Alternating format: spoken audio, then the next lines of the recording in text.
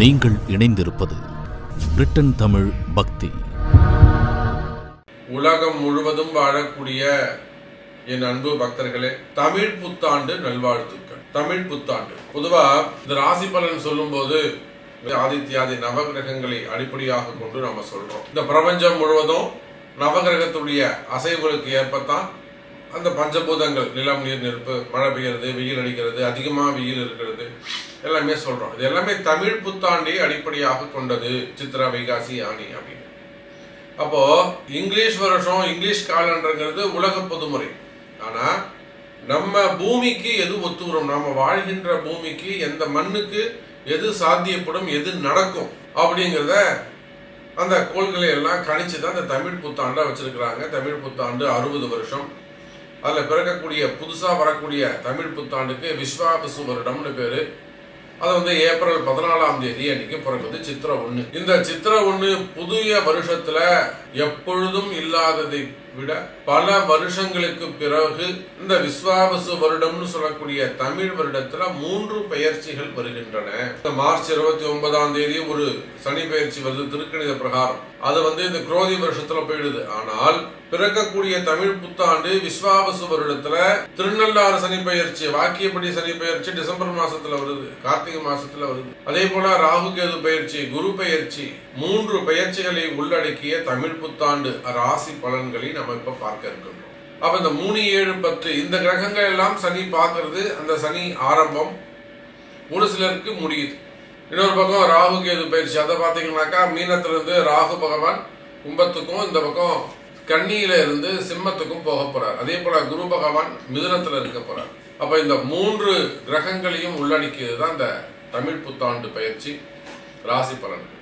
இப்படி நிறைய சப்ஜெக்ட் சொல்லிட்டே போலாம். ஃபர்ஸ்ட் ஜெனரலான ஓப்பனிங் மட்டும் தான் நான் கொடுத்துருக்கிறேன். உங்க ராசிக்கு இந்த தமிழ் புத்தாண்டு என்ன சொல்லுதுன்னு பார்த்துடலாம். தனித்தனியா பார்க்கலாம் பாருங்க.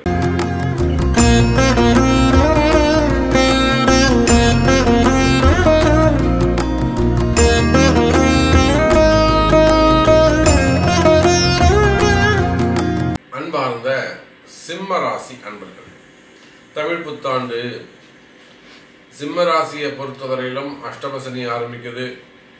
ஏன்னா நம்ம இந்த ஓப்பனிங்ல உங்களுக்கு நான் சொல்லியிருக்கிறேன், அஷ்டம சனி ஆரம்பம். அதோடு மட்டுமல்ல, ராசிக்கு 11ஆவது வீட்டுக்கு லாபஸ்தானத்துல வரக்கூடிய குரு பகவான், ராசிக்கு சமசப்தமஸ்தானம் 7ல வரக்கூடிய ராகு, எல்லாத்துக்கும் மேல ராசிக்கு வரக்கூடிய கேது. எனக்கு தெரிஞ்சு சிம்ம ராசி என்பர்கள் அடுத்த ஒரு 1.5 வருஷத்துக்கு புதிய முயற்சிகளை தவிர்ப்பது நல்லது. நான் புதுசா ஒரு பில்டிங் ஸ்டார்ட் பண்ண போறேன், புதுசா வீடு கட்ட போறேன், நான் ஒரு இடம் வாங்க போறேன், ப்ராஜெக்ட் ஆரம்பிக்க போறேன், ஒரு 50 கோடி ரூபாய் இன்வெஸ்ட் பண்ண போறேன், அல்லது தேர்தலில் போட்டியிட போறேன், ஏதோ ஒரு சப்ஜெக்ட். இந்த கேது உள்ள இருக்கிறவர்களும் அஷ்டம சனியும் இருந்து கேதுவும் உள்ள இருக்கின்ற காரணத்தினாலே நீங்கள் யாராக வேண்டுமானாலும் இருக்கலாம், எந்த துறையில் வேண்டுமானாலும் நீங்க இருக்கலாம். புதிய முயற்சிகள், அதுக்காக ஒன்றும் வேலை செய்யாமல் இருக்க முடியாது. நீங்க மட்டும் ஆஸ் யூஷுவலா செய்யக்கூடிய ஜாப், ஆஸ் யூஷுவலா செய்யக்கூடிய ரொட்டீனா செய்யக்கூடிய பிசினஸ், இது எதுவுமே நீங்க கை வைக்க வேணாம். டிஸ்டர்ப் பண்ணாம அப்படியே போயிட்டே இருக்கலாம். ஆனால் புதிய முயற்சிகள் என பணங்காசு விரயமாகக்கூடிய காலம். அப்ப புதிய முயற்சிகளை தடுப்பது அல்லது புதிய முயற்சிகளை எடுப்பதை தள்ளி போடுவது சிறப்பானதாக இருக்கும் சிம்ம ராசி அன்பர்கள். அப்ப புதிய முயற்சி எடுக்க வேணாம். நடந்துகிட்டு இருக்க தொழில் எப்படி சாமி இருக்கும், இதை டிஸ்டர்ப் ஆகாம வரக்கூடிய வருமானம் தொடர்ந்து கிடைச்சிக்கிட்டு இருக்குமா அப்படின்னு கேட்டீங்கன்னாக்கா, கண்டிப்பாக சார் சனி பயிற்சி உங்களுக்கு குருவுடைய பார்வை 6 மாசம் தான் குரு மிதுனத்துல இருக்க போறார். அதுக்கப்புறம் கடகத்துக்கு வந்துடுவார். கடகத்து வந்தாச்சுன்னா குருவும் சனியும் பார்த்துப்பாங்க. உங்களுக்கு அஷ்டம சனி வேலை செய்யாது. நாம சொல்லி இருக்கின்றது தமிழ் புத்தாண்டு ராசி பலன் பார்த்துக்கிட்டு இருக்கோம். அப்ப அதுக்குதான் ஓப்பனிங்ல விபரமா 3 பெயர்ச்சிகள்னு சொல்லியிருக்கிறேன். அப்ப அஷ்டம சனி சிம்ம ராசிக்கு 6 மாசம்தான். அதன் பிறகு 1.5 வருஷத்துக்கு உங்களுக்கு அஷ்டம சனி வேலையே செய்யாது. கவலையே படாதீங்க. இந்த டிசம்பருக்கு மேல நீங்க சூப்பர் ஆயிடுவீங்க. அப்ப சனியால் வரக்கூடிய தொந்தரவு குறையும். ஆனா இப்ப அந்த அஷ்டம சனி எப்படிலாம் கஷ்டப்படுத்தணும், உங்க பக்கத்து வீடா இருக்கக்கூடிய கடகராசியை கேட்டு பாருங்க.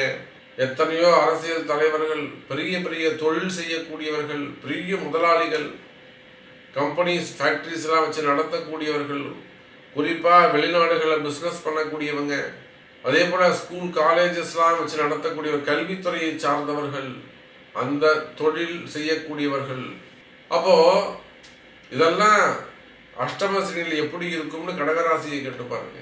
அந்த அவங்க பட்ட கஷ்டம் நிச்சயமா சிம்ம ராசிக்கு இருக்காது. கவலை வேண்டாம், மகிழ்ச்சியாக இருங்கள் சிம்ம ராசி என்பர்களே. அப்போ செய்தொழில் முன்னேற்றம் இருக்கும்.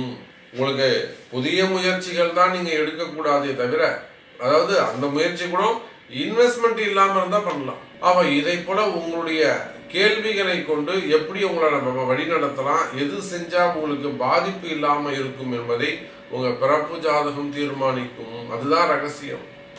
அந்த ரகசியத்தை அறிஞ்சு அதன்படி நடந்து கொள்வீர்களே ஆனால் நஷ்டம் வராது, வாழ்க்கையில கஷ்டமும் வராது சிம்ம ராசி அன்பர்களே. அப்ப சிம்ம ராசி என்பர்களே, நீங்க உலகம் முழுவதும் எந்த தொழில் செய்பவராக இருந்தாலும் தொழில்துறை சிறப்பானதாக இருக்கும், தொழில நல்ல முன்னேற்றங்கள் இருக்கும். உங்களுக்கு இருக்கக்கூடிய கடன் சுமைகள், கடன் பிரச்சனைகள், மெயினா கடன் சுமைகள், கடன் பிரச்சனைகள் விலகும். உங்களுடைய பிறப்பு ஜாதகத்தை கொண்டு சரியான வழிபாடுகள், பரிகாரங்களை அறிந்து செய்வீர்களே ஆனால், ஆலய வழிபாடுகளோ அல்லது உங்க வழிபாடுகள் செய்வீர்களே ஆனால் எதிரிகளுடைய தொந்தரவுகள் குறையும் சிம்ம ராசி அன்பர்கள். அதே போலதான் நீங்க குடும்பமாக இருக்கலாம், குடும்ப பெண்களாக இருக்கலாம், வம்பு வழக்குகளில் இருந்த கூட விடுதலை ஆகக்கூடிய அற்புதமான நேரம். தேவையில்லாத வம்பு வழக்குகள், என்கொயரிகள் நிறைய சிம்ம ராசி அன்பர்களுக்கு அந்த என்கொயரி, டாக்ஸ் ப்ராப்ளம், நிறைய என்கொயரிகள் போயிட்டு இருக்கலாம். விசா சம்பந்தப்பட்டது அல்லது வேற ஏதேனும் வெளிநாடுகள் சம்பந்தப்பட்டது, ஐடி சம்பந்தப்பட்டது, எதிரிகளால் வந்த பிரச்சனைகள், இந்த மாதிரிலாம் உங்களுக்கு ஏதேனும் பிரச்சனைகள் இருக்குமே ஆனால், குறிப்பா மறைமுகமான பிரச்சனைகள், செய்வினை கோளாறுகள், இடதோஷங்கள், ராகுவால இந்த பிரச்சனைகள்லாம் கிளியர் ஆகும். அதே போல அரசியல் தலைவர்களுக்கு சிறப்பான எதிர்காலம் உண்டு. சினிமா துறையை சார்ந்தவர்கள், மீடியா துறையில இருக்கக்கூடியவர்கள், அதே போல சின்னத்திரையில் இருக்கக்கூடியவங்க, இந்த மீடியா இந்த துறை சிறப்பானதாக இருக்கும். குடும்பத்தில் இருக்கக்கூடிய கஷ்டங்கள் விலகும் எனதருமை சிம்ம ராசி. அப்ப நிறைய விஷயம் நம்ம பேசிக்கிட்டே போகலாம், ஒரு முடிவே இருக்காது.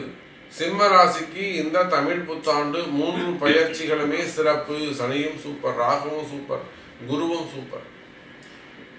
நீங்க எங்கிருந்து பேசுறீங்க, உங்களுக்கு என்ன நடக்கணும், என்ன வேண்டும் என்பதை உங்களுடைய பிறப்பு ஜாதகம் தான் தீர்மானிக்கும். அதை கொண்டு தொடர்பு கொள்ளுங்கள் என்று தெரிவித்துக் கொண்டு மீண்டும் ஒரு அற்புதமான பதிவில் சந்திக்கிறேன். நன்றி, நமச்சிவாயம். ஜெய் வராகி, ஜெய ஜெய் வராகி. நீங்கள் இணைந்திருப்பது பிரிட்டன் தமிழ் பக்தி.